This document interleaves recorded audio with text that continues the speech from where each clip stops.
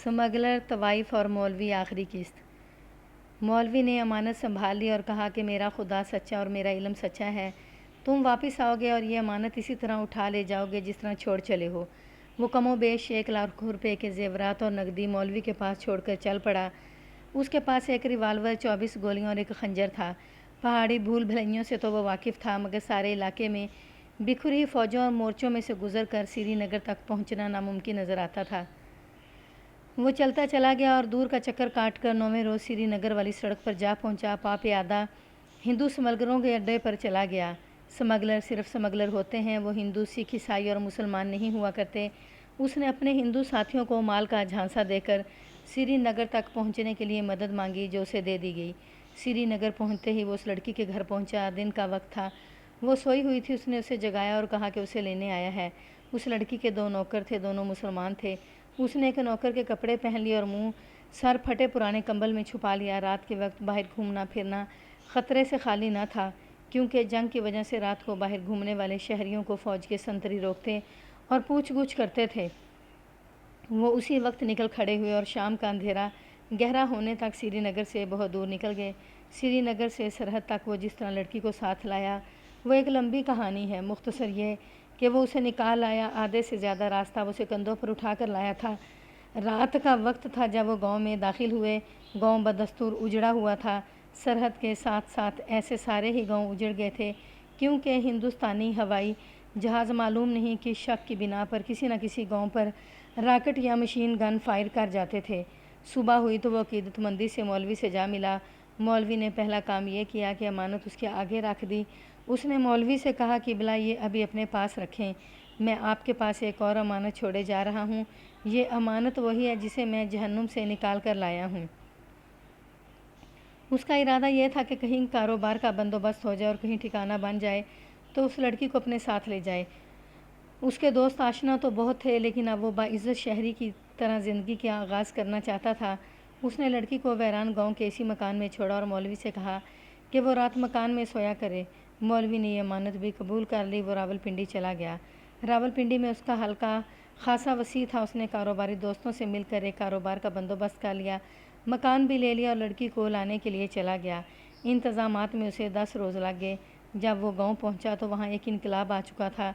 लड़की बहुत परेशान थी और कुछ डरी हुई थी। उसने इस आदमी को 10 दिनों की रोयदाद सुनाई। किस्सा यूँ हुआ कि जिस रोज़ ये आदमी रावलपिंडी चला गया, उस रात मौलवी उसके घर आया। लड़की को मालूम था कि रात मौलवी मकान में उसकी हिफाजत के लिए सोएगा। मौलवी सर झुकाए हुए दूसरे कमरे में चला गया। लड़की पर्दा नशीन नहीं थी, वो भी उसी कमरे में चली गई। लड़की के बयान के मुताबिक मौलवी ने उसे देखा तो थोड़ी देर उसे देखता ही रहा। लड़की ने यह पूछकर उसे चौंका दिया कि आप इस कमरे में सोएंगे? हाँ, तुम दूसरे कमरे में सो जाना, डरना नहीं। मौलवी ने जवाब दिया, थोड़ी देर मेरे सामने बैठो, मैं तुम्हारे साथ 2-4 बातें करना चाहता हूँ। लड़की दूसरी चारपाई पर बैठ गई। कमरे में लालटेन जल रही थी। मौलवी ने एक वाज शुरू कर दिया जिसका लुबे-लुबाब यह था कि खुदा ने औरत को प्यार और पाकीज़गी का मुजस्मा बनाकर ज़मीन पर उतारा था, लेकिन खुदा के बंदों ने इस मुजस्मे को खिलौना बनाकर उसे नापाक कर दिया है। खुदा ने तुम्हारी निजात के लिए एक फ़रिश्ता उतारा है जो तुम्हें गुनाहों के दोज़ख से निकाल लाया है। तुम अब पाक हो और खुदा के हजूर सजदे में गिर कर इल्तिजा करो कि उसकी ज़ात तुम्हें इस जहन्नुम से बचाए। मौलवी ने उसे सोमो सलात के फ़ज़ाइल बताए, फिर उसे एक वजीफ़ा बताया और कहा कि ये 1.25 लाख बार पढ़ो, खुदा तुम्हें सदा पाक रखेगा। लड़की को मौलवी की बातें बहुत अच्छी लगीं। उसने खुदा और रसूल का नाम तो कई बार सुना था, मगर उस पर जो तासुर मौलवी ने तारिक कर दिया था, उसे पहली बार खुदा और रसूल की अज़मत का एहसास हुआ। उसने मौलवी से रूह की पाकीज़गी के मुतल्लिक बातें पूछीं। मौलवी ने उसे ऐसे असर अंगेज़ अंदाज से बातें बताईं कि लड़की अपने आप को पाक साफ समझने लगी और कुछ ऐसा महसूस करने लगी जैसे इस मुक़द्दस इंसान ने उसे गलाज़त से निकाल लिया हो। वो रात बहुत देर तक उससे बातें पूछती रही और सुनती रही। दूसरे दिन मौलवी उसे मस्जिद में ले गया और उसे अपने मखसूस तरीके से तौबा कराई, फिर उसे घर ले गया। अब की लड़की उसके सामने बहुत करीब होकर बैठी। मौलवी उसके साथ बातें करता रहा। रात को भी बातों का सिलसिला चलता रहा। अगला दिन भी इसी तरह गुजरा। फिर एक और रात आई। बातें सुनते सुनाते लड़की उसी कमरे में सो गई। थोड़ी देर बाद उसकी आंख खुल गई। उसने देखा कि मौलवी उसकी चारपाई के पास फर्श पर बैठा था। लालटेन जल रही थी। मौलवी का एक हाथ लड़की के बालों पर था और दूसरा हाथ लड़की के हाथ पर फेर रहा था। उसने जब ये देखा कि लड़की की आंख खुल गई है तो वो घबरा गया और चौंक कर दोनों हाथ पीछे कर लिए। اچھا ہوا کہ لڑکی نے مولوی کو آنکھ کھلتے ہی پہچان لیا، ورنہ ڈر کے مارے اس کی چیخیں نکل جاتیں۔ وہ اٹھ کے بیٹھ گئی اور احترام سے مولوی سے کہا کہ چارپائی پر بیٹھ جائیں۔ وہ کوئی سیدھی سادی بدھو لڑکی تو نہیں تھی کہ یہ نہ سمجھ سکتی کہ مولوی اس کے پاس کیوں آ بیٹھا تھا۔ اس لڑکی نے حسن کے طلسم سے پتھر دل مردوں کو انگلیوں پر نچایا تھا۔ وہ مرد کی کمزوریوں کو اچھی طرح سمجھتی تھی، پھر بھی وہ مولوی کا احترام کرنا چاہتی تھی۔ اس نے اس کے ساتھ ایسے پیارے انداز سے باتیں کی کہ مولوی کی گھبراہٹ دور ہوگی۔ وہ اٹھ کر کمرے میں ٹہلنے لگا۔ ذرا دیر بعد آہ بھر کر بولا، ایک روز سورج سوانیزے پر آ کر اس زمین کو جلا ڈالے گا، کیونکہ اس زمین پر خدا کا حسن گناہ گار بندوں کے ہاتھوں نیلام ہوتا ہے۔ اس سے بڑا گناہ اور کیا ہوگا؟ لڑکی تم بہت خوبصورت ہو۔ اور وہ دوسرے کمرے میں چلا گیا۔ اس نے رات دوسرے کمرے میں گزاری۔ دن کے وقت وہ لڑکی سے جھیمتا رہا، تھوڑی دیر اس کے پاس بیٹھا، باتیں بھی کیں، لیکن صاف پتہ چلتا تھا کہ اس کا دماغ حاضر نہیں۔ رات کی نماز پڑھ کر آیا تو بھی وہ کھویا کھویا تھا۔ لڑکی سو گئی اور کچھ دیر بعد گزشتہ رات کی طرح اس کی پھر آنکھ کھل گئی۔ اس نے دیکھا کہ مولوی فرش پر دوزانوں بیٹھا اس کے بالوں پر ہاتھ پھیر رہا تھا اور دوسرے ہاتھ میں اس کے ہاتھ کو تھام رکھا تھا۔ لڑکی آخر طوائف تھی، مردوں کی دکھتی رگ کو سمجھتی تھی۔ اس نے بڑے پیار سے لہجے میں مولوی سے کہہ دیا، مولوی صاحب، میرے اس پاپی جسم کے ساتھ جانے کتنے مرد کھیل چکے ہیں، میرا دل نہیں مانتا کہ میں آپ جیسے پاک انسان کو بھی ان مردوں کی قطار میں کھڑا دیکھوں۔ میرے جسم کو آپ نے مسجد میں لے جا کر پاک کیا ہے۔ جس طرح لڑکی نے کھل کر بات کہہ دی تھی، اسی طرح مولوی نے بھی اپنا دل کھول کر لڑکی کے سامنے رکھ دیا۔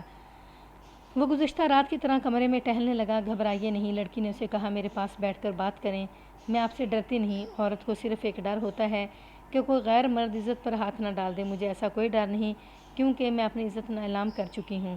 مولوی اس کے پاس بیٹھ گیا۔ لڑکی کی بے باکی نے اسے حوصلہ دیا اور وہ ایسے لہجے میں بولا جس میں درد تھا اور شکست۔ کہنے لگا، میری پوری بات سنو گی لڑکی؟ سن کر میرے منہ پر تھوک دینا، میں گناہ گار ہوں۔ زندگی میں تم پہلی عورت ذات ہو جسے چھوا ہے۔ مجھے معلوم نہیں میں نے کس نیت سے چھوا تھا۔ میں زہد اور پارسائی کی زنجیروں میں جکڑا ہوا انسان ہوں۔ کل تمہارے بالوں پر ہاتھ رکھا اور تمہارے سوئے ہوئے جسم کو چھوا تو مجھ پر انکشاف ہوا کہ میں پارسا انسان نہیں، صرف انسان ہوں۔ میں نے یہ گناہ کیوں کیا؟ لڑکی نے بتایا کہ اس کی آواز رند گئی۔ ہلکی سی ہچکی لے کر کہنے لگا، میں نے ماں نہیں دیکھی، میری کوئی بہن نہیں تھی، خالہ اور پھوپھی بھی کوئی نہیں تھی۔ میں نے کسی عورت کا دودھ نہیں پیا، کسی عورت کے ہاتھوں نے مجھے اٹھایا نہیں، سینے سے نہیں لگایا، مجھے چھوا نہیں، اور باپ نے مجھے عورت سے ڈرائے رکھا۔ وہ کہا کرتا تھا کہ مرد عورت کے سائے سے بھی ناپاک ہو جاتا ہے۔ اس نے مجھے وظیفے سکھائے، مجھے بچپن سے چلے کٹوائے اور وہ تعویذ یاد کرائے جو لوہے کو سونا بنا دیتے ہیں اور جس سے انسان صرف انسانوں کا ہی نہیں جنوں کا بھی امام بن جاتا ہے۔ اس نے چھت کی طرف دیکھ کر گہری آہ بھری اور بولا، ہاں لڑکی، تم مجھے اپنے گاہکوں کی قطار میں شامل کر سکتی ہو، میں گناہ گار ہوں۔ تمہارے جسم کو چھو کر میں پارسا اور زاہد نہیں رہا، مگر میری بات سن لو، میں ایک مدت سے یہ وظیفے پڑھ رہا ہوں، چلے کاٹ رہا ہوں، دنیا سے منہ موڑ لیا ہے۔ ان وظیفوں اور چلوں کی شرط یہ ہے کہ عورت کا سایہ بھی نہ پڑے، مگر میں نے تمہارا سایہ اپنے اوپر ڈال لیا ہے۔ کل رات جب تم سو گئی تھی تو میں نے تمہارے بھولے بھالے چہرے کو دیکھا تو مجھے ایک دودھ پیتی بچی دکھائی دی۔ تمہارے بازو اور بال دیکھے تو مجھے بہن نظر آئی، اور جب تمہارے سینے پر نظر پڑی تو میں نے تمہیں ماں سمجھا، اور جب تمہیں سر سے پاؤں تک دیکھا تو میرا سارا وجود کانپنے لگا، میں بے بس ہو گیا۔ تمہارے سوئے ہوئے وجود میں مجھے معصوم بچی، بہن، ماں اور وہ عورت نظر آئی جس سے مجھے باپ ہمیشہ ڈراتا بھی رہا تھا اور یہ بھی کہا کرتا تھا کہ عورت پاکیزگی اور پیار کا مجسمہ ہوتی ہے۔ میرا جسم یک لخت سوکھ گیا اور مجھے ایسی پیاس محسوس ہونے لگی جو پانی سے نہیں بجھا کرتی اور جسے میں یہ نہ سمجھ سکا کہ کیسے بجھے گی۔ میں اندر ہی اندر جلنے لگا۔ پھر اس وقت چونکا جب تمہاری آنکھ کھل گئی اور میرا ایک ہاتھ تمہارے بالوں پر، دوسرا تمہارے ہاتھ پر تھا۔ میں نے کسی ارادے سے اور فیصلے سے تمہارے جسم کو نہیں چھوا تھا، کسی قوت نے مجھے تمہاری طرف دھکیلا اور گھسیٹا تھا۔ اس کے آنسو نکل آئے، ہاتھ سے آنسو پونچھ کر کہنے لگا، میں گمراہ ہو گیا ہوں لڑکی، تمہارے اتنے پیارے پیارے باریک باریک بالوں نے وہ مضبوط زنجیریں توڑ ڈالی ہیں جن میں مجھے باپ نے باندھ دیا تھا۔ تم جاگ اٹھی تو میں کمرے سے نکل گیا۔ تم نے سوچا ہوگا کہ میں دوسرے کمرے میں چلا گیا ہوں۔ نہیں، میں مسجد میں چلا گیا تھا۔ میں نے قرآن کھولا اور پھر وہ کتاب کھولی جس میں جن و انس کا امام بننے اور لوہے کو سونا بنانے والے طریقے لکھے ہوئے ہیں۔ میرے سینے میں ایک روشنی سی چمکی جس نے مجھے یہ دکھا دیا کہ باپ نے مجھے ایسے تعویذ سکھائے تھے جن میں قرآن کی آیات الٹی لکھی جاتی ہیں۔ میں نے 30 سال کی عمر میں پہلی بار سوچا، کیا قرآن کو الٹا لکھو تو اثر دکھاتا ہے؟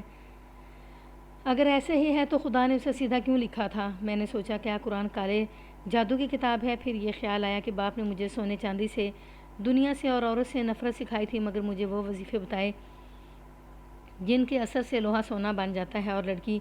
میں رات بھر سوچوں کے اندھیروں میں ٹھوکریں کھاتا رہا۔ رات کے آخری پہر سب سے زیادہ پیچیدہ سوال یہ ذہن سے اٹھا، مذہب کیا ہے جو مجھے باپ نے سکھایا تھا؟ ٹونے ٹوٹکوں اور تعویذوں والا، جس میں کسی کو قتل کرنے کی تعویذ شامل ہیں، جس میں کسی لڑکی کو پھانسنے کے لیے بھی تعویذ شامل ہیں، اور ہر تعویذ پر قرآن پاک کے مقدس الفاظ لکھے جاتے ہیں۔ یہی کچھ سوچتے سوچتے سحر ہو گئی۔ عادت کے مطابق میں نے وضو کیا اور اذان دی۔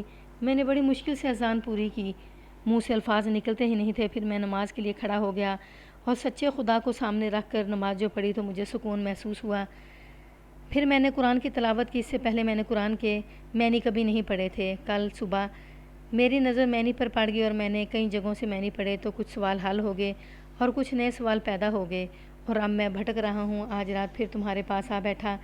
مجھے آج تمہارے وجود میں دودھ پیتی بچی، ماں، بہن اور عورت نظر آئی، جس سے مجھے باپ بھی ڈراتا رہا تھا اور یہ بھی کہتا رہا تھا کہ عورت پیار اور پاکیزگی کا سرچشمہ ہوتی ہے۔ میں اس پیاس کی بات کر رہا تھا جو تمہیں دیکھ کر محسوس ہوئی تھی۔ تمہارے جسم کو چھوا تو پیاس کی تلخی کم ہوگی۔ میں تمہیں یقین نہیں دلا سکتا کہ میری نیت بری تھی یا اچھی۔ تم نے مرد کو صرف ایک ہی روپ میں دیکھا ہے۔ میری بات تمہاری سمجھ میں نہیں آئے گی۔ مجھے گناہ گار کہہ لو، شیطان کہہ لو، تم خوبصورت لڑکی ہو اور میں مرد ہوں۔ لڑکی نے سنایا کہ وہ بہت دیر تک ایسی ہی الجھی اور اکھڑی اکھڑی باتیں کرتا رہا، پھر سر جھکا کر آہستہ آہستہ باہر نکل گیا۔ اگلی رات اس کی باتیں اور زیادہ اکھڑی ہوئی تھیں۔ اس نے کئی بار کہا، قرآن کیا ہے؟ کالے جادو کی کتاب یا مجھ جیسے گمراہوں کو راستہ دکھانے والی روشنی؟ باپ کچھ اور کہتا تھا، قرآن کچھ اور کہتا ہے۔ مختصر یہ کہ وہ بھٹک گیا تھا۔ 2 روز بعد پتہ چلا کہ لوہے کو سونا بنانے والا جو وظیفہ پڑھ رہا تھا وہ اس نے ترک کر دیا اور اب اس کی عبادت، نماز اور تلاوت تک رہ گئی تھی۔ اس کے ساتھ ہی وہ اب لڑکی کے قریب سے قریب ہوتا جا رہا تھا۔ لڑکی اس سے زیادہ گھبرانے لگی۔ اس آدمی کے واپس آنے سے 2 روز پہلے کی بات ہے کہ رات کے وقت مولوی نے لڑکی کے ہاتھ پکڑ لیے اور بے اختیار ہو کر ہاتھوں کو چومنے لگا۔ پھر لڑکی کے سامنے فرش پر گھٹنے ٹیک کر سر اس کی گود میں رکھ کر ہچکیاں لے لے کے رونے لگا۔ لڑکی چارپائی پر اس طرح بیٹھی ہوئی تھی کہ اس کے پاؤں فرش پر تھے۔ مولوی نے اس کی گود سے سر اٹھا کر اس کے دونوں پاؤں پکڑ لیے اور چومنے لگا۔ وہ رو رو کر کہنے لگا، جنت ماں کے قدموں میں ہوتی ہے، لڑکی مت ڈرو، مجھے اپنی ماں کے قدم چومنے دو، مجھے جہنم سے نکال لو لڑکی، مجھے جنت دیکھ لینے دو۔ لڑکی بہت گھبرائی۔ اگر مولوی اسے جنسی آسودگی کی بھیک مانگتا تو لڑکی شاید ڈر کر اپنا آپ اس کے حوالے کر دیتی، مگر مولوی پر کوئی ایسا جنون طاری تھا جسے لڑکی سمجھ نہیں سکتی تھی۔ مولوی نے کوئی نازیبا حرکت نہ کی، لڑکی کے ہاتھوں اور پاؤں کے سوا کسی اور حصے کو ہاتھ نہ لگایا۔ لڑکی کو یہ یقین ضرور تھا کہ مولوی کی نیت عام مردوں والی نہیں۔ اس نے لڑکی کے پاؤں چھوڑ کر اس کے چہرے کو دونوں ہاتھوں میں تھام کر اداس سی ہنسی اور ملول سے پیار سے کہا، مجھے خدا کا نور دیکھ لینے دو، مجھے بچی کا منہ دیکھ لینے دو، مجھے بہن کا منہ دیکھ لینے دو۔ پیاس بجھ رہی ہے۔ وہ سکون کی آہ لے کر اٹھا اور آہستہ آہستہ کمرے سے نکل گیا۔ دوسرے دن وہ لڑکی کے سامنے آ بیٹھا اور اسے بڑے غور سے دیکھتا رہا۔ کبھی مسکرا دیتا، کبھی اس کی آنکھیں بھیگ جاتیں۔ لڑکی کو اس کی خاموشی ڈرا رہی تھی۔ اس نے راجوں، مہاراجوں اور نوابوں کو اپنا غلام بنا لیا تھا، مگر یہ مرد اس کے لیے بدروح بن گیا تھا۔ اسی شام میرا دوست گاؤں پہنچ گیا۔ لڑکی ڈری ہوئی تھی۔ اس نے اسے مولوی کے متعلق ساری بات کہہ سنائی۔ وہ ہنس پڑا اور کہا کہ ہم صبح یہاں سے چلے جائیں گے۔ رات کے وقت وہ مسجد میں گیا۔ مولوی سر جھکائے بیٹھا تھا۔ اس آدمی نے مولوی سے کوئی گلہ شکوہ نہ کیا، صرف اتنا کہا کہ مولوی صاحب، آپ سے امانت اور اجازت لینے آیا ہوں۔ مولوی مسجد کے کونے سے زیورات اور نقدی اٹھا لایا اور اس کے سامنے رکھ کر کہنے لگا، تم یہ امانت لے جا سکتے ہو، دوسری نہیں۔ میرے دوست کو لڑکی ساری بات سنا چکی تھی۔ اس نے مولوی کو ٹالنے کے لیے ادھر ادھر کی باتیں کی اور وہاں سے اٹھایا۔ اس نے مولوی کی ذہنی حالت کا اندازہ کر لیا تھا۔ صبح سویرے وہ لڑکی کو ساتھ لیے باہر نکلا تو دیکھا کہ مولوی دروازے کے سامنے کھڑا تھا۔ اس کے ہاتھ میں کلہاڑی تھی جو اس نے شاید کسی اجڑے ہوئے گھر سے اٹھا لی تھی۔ مولوی کی آنکھیں لال سرخ تھیں، سر ڈول رہا تھا۔ وہ پاگل ہو چکا تھا۔ اس کے اندر جو کشمکش تھی اس کی شدت اس کے چہرے اور انداز سے دکھائی دے رہی تھی۔ اس نے کلہاڑی تان کر بدمست شرابی کی طرح کہا، تم اسے نہیں لے جا سکتے، یہ تمہاری امانت نہیں، یہ خدا کی امانت ہے۔ میرے دوست نے اسے سمجھانے کی کوشش کی، لیکن مولوی اب اپنے آپ میں نہیں تھا۔ وہ سمجھنے کی حدود سے باہر چلا گیا تھا۔ کلہاڑی اوپر کر کے آگے کیا۔ اس وقت میرے دوست نے سوچا کہ معاملہ سنگین ہے۔ اس نے ریوالور نکال دیا اور ہوا میں ایک گولی فائر کر کے کہا، مولوی صاحب، آپ کے قتل کا کسی کو پتہ نہیں لگے گا۔ یہاں گولی کی آواز سننے والا کوئی نہیں، میرے راستے سے ہٹ جاؤ۔ چلاؤ گولی، مولوی نے کہا، میرے سینے میں مارو، میں ماروں گا اور مروں گا۔ میرا دوست اسے قتل نہیں کرنا چاہتا تھا کیونکہ اس کی دماغی حالت بگڑ چکی تھی۔ اسے یقین تھا کہ وہ مولوی کو سنبھال لے گا، اتنے میں مولوی نے آگے کو جست لگا کر کلہاڑی کا وار کیا۔ لڑکی پیچھے تھی، وہ دوڑ کر اندر چلی گئی۔ میرا دوست پھرتیلا تھا، وہ تیزی سے ایک طرف ہو گیا۔ کلہاڑی دیوار میں لگی، دیوار مٹی کے لیپ والی تھی، کلہاڑی لیپ میں اتر گئی۔ میرے دوست نے پہلو سے مولوی کی کن پٹی پر پوری طاقت سے گھونسا مارا۔ مولوی لڑکھڑا کر پرے کو گرنے لگا۔ میرے دوست نے اسے سنبھلنے کی مہلت نہ دی اور اچھل کر اس کے پہلو میں ٹھوڈ مارا۔ مولوی کے ہاتھ سے کلہاڑی گر پڑی، وہ پھرتی سے اٹھا، لیکن میرے دوست نے اسے اسی کن پٹی پر ایک اور گھونسا مارا، جس سے مولوی کا سر ڈولا۔ وہ گھٹنوں کے بل گرا، پھر ایک پہلو کے بل گر کر بے ہوش ہو گیا۔ کن پٹی کی ضرب اتنی جلدی ہوش میں نہیں آنے دیتی۔ میرا دوست لڑکی کو لیے ساتھ چل پڑا۔ وہ بہت تیز تیز چلنے لگے۔ دن کا پچھلا پہر تھا۔ جب وہ گجرات بسوں کے اڈے پر پہنچے، وہ بس میں سوار ہونے لگے تو میرے دوست نے مولوی کو دیکھا۔ وہ بس کی طرف آ رہا تھا، لیکن ابھی دور تھا۔ بس تک پہنچتے پہنچتے بس چل پڑی۔ راولپنڈی آ کے میرے دوست نے اس لڑکی کے ساتھ باقاعدہ شادی کر لی اور کاروبار شروع کر دیا۔ کوئی 3 مہینے بعد اس نے مولوی کو اس حالت میں راولپنڈی میں دیکھا جس میں اسے میں نے دیکھا تھا۔ وہ بالکل بدل چکا تھا۔ اس نے میرے دوست کو شاید پہچان لیا تھا۔ اس نے زور سے کہکہ لگایا، پھر بالکل سنجیدہ ہو کر آسمان کی طرف دیکھنے لگا۔ میرا دوست آگے نکل گیا۔ جب وہ گھر میں داخل ہونے لگا تو دیکھا کہ مولوی اس کے پیچھے 25-30 قدم کے فاصلے پر آ رہا تھا۔ میرا دوست رک گیا اور مولوی کے پاس رکا۔ وہ سنجیدہ تھا، چپ تھا اور ٹکٹی باندھے دیکھ رہا تھا۔ میرا دوست اندر چلا گیا، اپنی بیوی کو بتایا تو وہ باہر نکل آئی۔ مولوی نے اسے دیکھا تو اسی طرح سنجیدہ چپ چاپ آگے بڑھا، لڑکی کے سامنے 2 زانوں بیٹھ گیا، اس کے پاؤں چھوئے اور اٹھ کر دوسری طرف چلا گیا۔ ایک روز پھر وہ میرے دوست کے پیچھے پیچھے اس کے گھر تک گیا۔ لڑکی باہر نکلی، مولوی نے اس کے پاؤں چھوئے، پھر اس کے دونوں ہاتھوں کو اپنے ہاتھوں میں لے کر بڑی حسرت سے دیکھتا رہا اور چلا گیا۔ 15-20 روز بعد وہ ایک جگہ میرے دوست کے آمنے سامنے آ گیا۔ اس نے کہکہ لگایا، لیکن اس کے پیچھے جانے کے بجائے دوسری طرف چلا گیا۔ اس کا پاگل پن بڑھتا جا رہا تھا۔ پھر وہ گھر تک کبھی نہ آیا۔ یہ کہانی سننے کے کوئی 1 مہینہ بعد محض اتفاق کی بات ہے کہ میں تانگے پر کچہری کی طرف سے چک لالا کی طرف جا رہا تھا کہ پل لئی پر کئی لوگوں کو کھڑے دیکھا۔ وہ نیچے دیکھ رہے تھے، میں نے تانگا رکوا لیا، اتر کے نیچے دیکھا، نیچے بھی کئی آدمی کھڑے تھے۔ مجھے نالے کے کنارے ایک لاش پڑی نظر آئی۔ پل بہت اونچا تھا، میں نے لاش کو اتنی بلندی سے پہچان لیا۔ پھر بھی میں دوڑتا ہوا نیچے گیا اور لاش کو اچھی طرح دیکھا۔ وہ مولوی کی لاش تھی۔ ایک تھانے دار اور 2 سپاہی پاس کھڑے تھے۔ ایک آدمی نے بتایا کہ یہ ایک پاگل تھا، کوئی 2 گھنٹے گزرے، اس نے پل پر سے سر کے بل چھلانگ لگا دی تھی، وہ مر گیا تھا۔